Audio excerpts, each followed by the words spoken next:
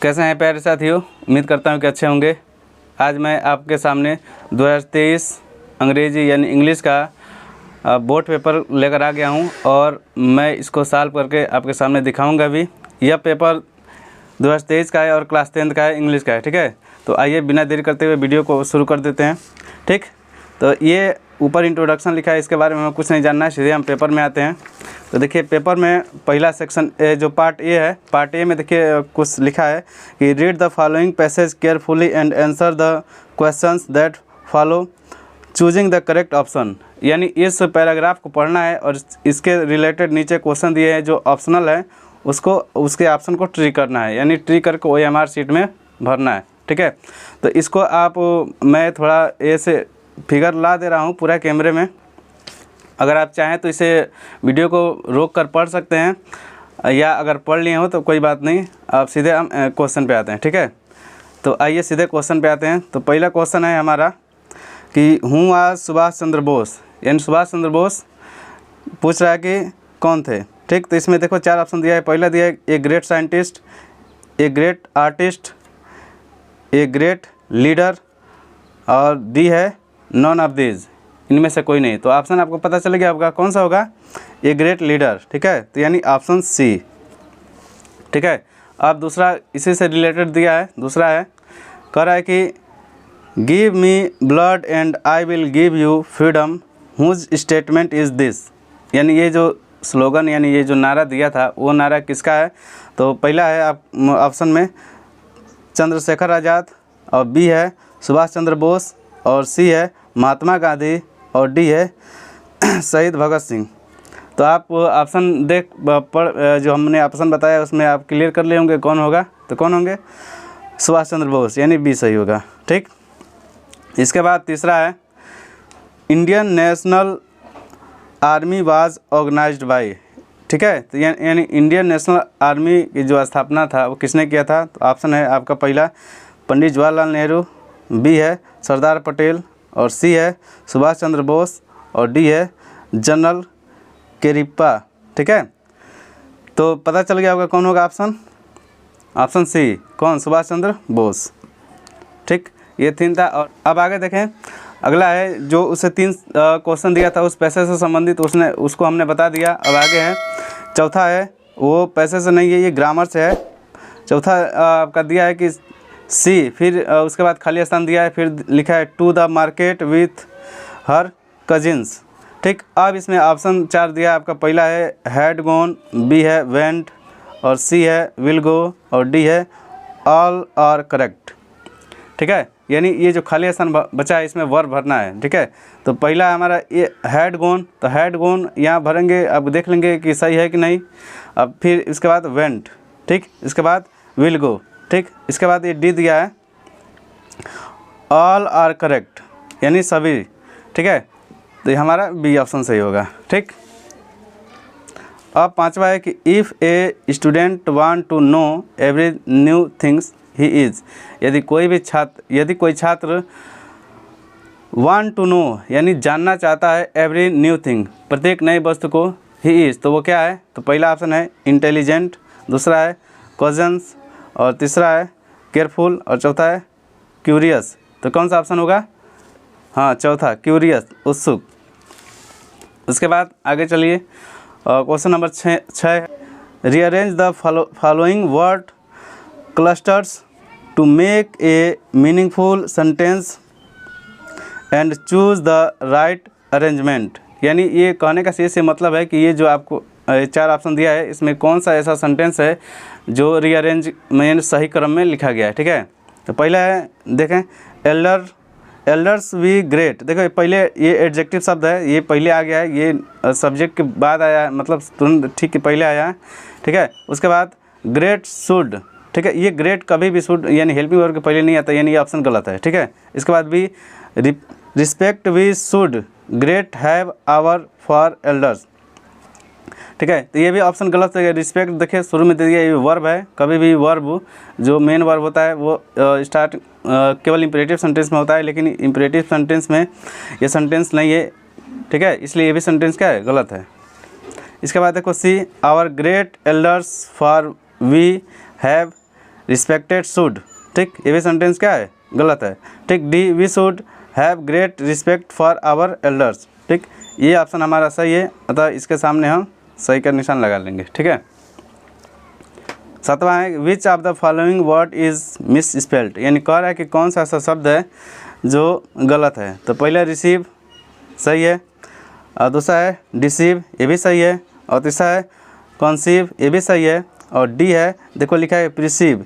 देखो इन सब में एक चीज़ देख रहे हैं कि सी के बाद EIVE लिखा है, सब में CEIVE लिखा है, देखें, लेकिन यहाँ सी के बाद IEV लिखा है, ठीक, यहाँ मिस्टेक दिख रहा है, ये भी एक ट्रिक है, तरीका है पहचानने का, ऐसे भी पहचान सकते हैं, नहीं तो आपको वर्ड मीनिंग याद करना पड़ेगा, ठीक है।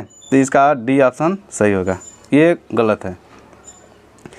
फिर अगला है 8वां fill the gap with a suitable preposition, यानी ये जो खाली स्थान दिया है इसको एक सूटेबल यानी सही प्रीपोजिशन के साथ भरना है। तो पहला दिया आप पढ़ ले रहे हैं सेंटेंस हम, ही हैज़ नो डिजायर, खाली स्थान फेम, ठीक। तो यहाँ हम क्या भरेंगे, पहला ऑप्शन है ऑफ, दूसरा ऑप्शन है फॉर, और तीसरा ऑप्शन है टू, और चौथा ऑप्शन है एट। तो क्या भरेंगे, आपको पता चल गया होगा कौन सा आंसर होगा, बी, इसमें फॉर भरेंगे, ठीक है। अब अगले क्वेश्चन की तरफ बढ़ते हैं। तो अगला क्वेश्चन है हमारा, देखिए अगला क्वेश्चन फिर से आ गया है कि read the passage given below and choose the correct option the answer the question that follow, ठीक है। तो देखिए इस पैसेज को आप पढ़ लेंगे ध्यान से, मैं इसको आपके कैमरे के सामने ला दे रहा हूँ, आप चाहें तो वीडियो रोक कर पढ़ सकते हैं, ठीक है। फिर अब आते हैं नीचे की तरफ, इसके क्वेश्चन की तरफ, ठीक है। तो क्वेश्चन इसमें पूछा गया, पहला क्वेश्चन है कि the freedom of the black people of his country was, देखिए ये पैसेज जो आपके सामने जो मैंने अभी दिखाया वो पैसेज नेल्सन मंडेला चैप्टर से लिया गया है, ठीक है। उसमें पूछ रहा है कि the freedom of the black people of his country was, ठीक। ऑप्शन ए है सेंसेक्शंड, और बी है सपोर्टेड, सी है कॉटेल्ड, और डी है अपोज्ड, ठीक है। तो आपने देख लिया होगा, देखो अगर आप पैसेज आप पढ़ोगे तो इसमें एकदम स्पष्ट दिख जाएगा आपको कि कौन सा ऑप्शन सही होगा, ठीक है। मैं आपको दिखा रहा हूँ पैसेज में कहाँ सही है, ठीक है, मतलब वो कहाँ शब्द मिल रहा है। देखिए अगर आप पूरा पढ़ते जाएंगे तो देखिए यह कॉटेल मिल गया, ठीक है, यानी अगर आप केयरफुली पढ़ेंगे पैसेज को तो आपको सारा आंसर मिल जाएगा, ठीक है। तो यानी इसका ऑप्शन कौन सा सही होगा, सी। अब है 10वां क्वेश्चन, 10 है the author felt the great hunger for, ठीक है। इसका ऑप्शन है ए है the freedom of his parents, B है the freedom of his people, और सी है the freedom of his friends, और डी है the freedom of his neighbours, ठीक है। तो कौन सा सही होगा, B, the freedom of his people, ठीक। अब आगे अब चलते हैं 11वें क्वेश्चन की तरफ। 11वां क्वेश्चन है the postmaster was a amiable fellow, देखो ये जो सेंटेंस है वो a letter to God chapter से लिया गया है, ठीक है। तो कह रहा है इसमें 4 ऑप्शन दिया है कि रूड, फ्रेंडली, लेजी, फैट। ये मैंने ये जो पेपर है ये क्लास 10th का जो एक लड़का जो बोर्ड का एग्ज़ाम दिया था उसी से मैंने लिया। देखो ये ट्रिक भी मारा है, ठीक, ये ट्रिक किया है इसमें फ्रेंडली, यानी ये ऑप्शन ही सही होगा, ठीक है। वो पहले से ट्रिक कर लिया, देखो दोनों पर ट्रिक किया है, पता नहीं कौन सा ऑप्शन में भरा है, लेकिन ये वाला बी सही होगा, ठीक है। अब 12 Anne Frank wants to keep a diary because, ठीक। अब इसका ऑप्शन है she is fond of keeping diary, और बी है she has no friend to talk and share her feelings, और सी है she wants to keep a record in it, और D है Mr Keesing her teacher had asked her to do so, ठीक। ये 4 option देख लिए होंगे, कौन सा सही होगा, ए।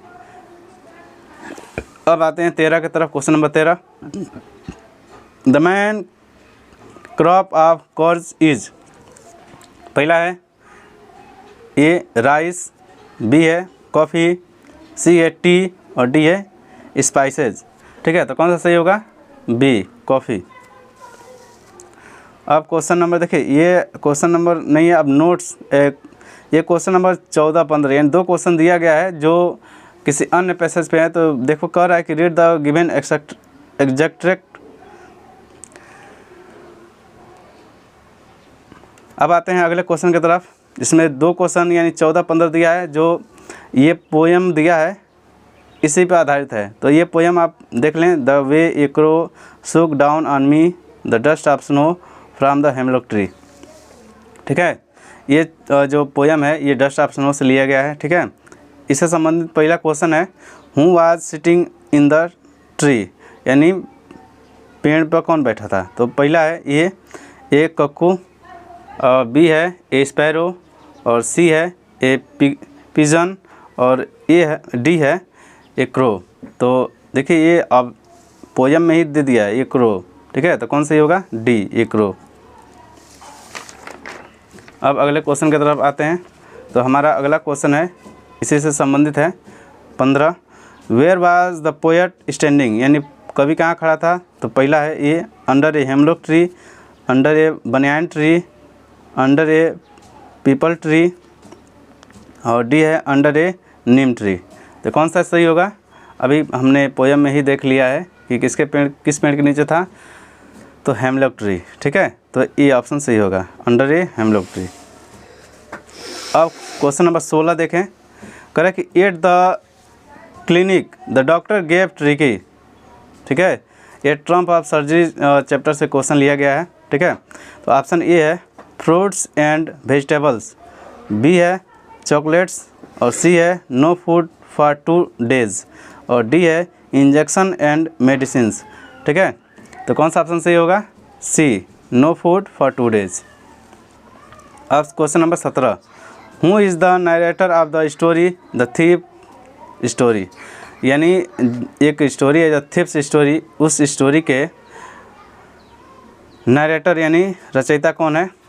ठीक है, तो किसने लिखा है, ऑप्शन है रुस्किन बॉन्ड, और बी है अनिल, और सी है हरी सिंह, और डी है अनिल्स फ्रेंड। ठीक है, तो आप ऑप्शन के आपके सामने रख दिया, कौन सा ऑप्शन सही होगा, सी हरी सिंह। 18 देखें, वेयर डिड ग्रीनफिन स्टे एट ईपिंग, यानी ईपिंग में जो ग्रीनफिन था वो कहाँ रुका था। तो ऑप्शन ए है इन ए इन, बी है इन ए चर्च, और सी है इन ए होटल, और डी है इन ए टेम्पल। तो कौन सा ऑप्शन सही होगा, option number A in A in. अब question number 19, what did Ebright start collection in childhood. ठीक है, तो ऑप्शन ए है बटरफ्लाइज, ऑप्शन बी है क्वाइंस, ऑप्शन सी है स्टैम्प्स, और ऑप्शन डी है ऑल ऑफ दीज। तो कौन सा ऑप्शन सही होगा, ऑल ऑफ दीज, डी। और क्वेश्चन नंबर 20 है, मिसेज लोसेल वेन टू मिम फॉरेस्टर टू बोरो। ठीक है, ऑप्शन ए है a beautiful dress, a necklace, A bracelet, और डी है ऑल ऑफ दीज। तो कौन सा सही होगा, देखिए ये स्टूडेंट ने मारा है ऑल ऑफ दीज, जो कि गलत है, ये ऑप्शन नहीं होगा, ऑप्शन नंबर बी होगा ए नेकलेस। यानी ये नेकलेस केवल दिया है, लेकिन वो वास्तव में एक डायमंड यानी डायमंड नेकलेस लेने गया था। ठीक है, उधार मांगने गया था। ठीक है, तो ये था हमारा जो ऑप्शनल क्वेश्चन था 20, उसको मैंने आपको बताया, और उम्मीद करता हूँ कि आप देखे होंगे ध्यान से, और अपने जो आपने बोर्ड एग्ज़ाम में करके आया उससे मिला लिए होंगे कि कितना सही है कितना गलत है। ठीक है, वीडियो पूरा देखने के लिए धन्यवाद। जय हिंद, जय भारत।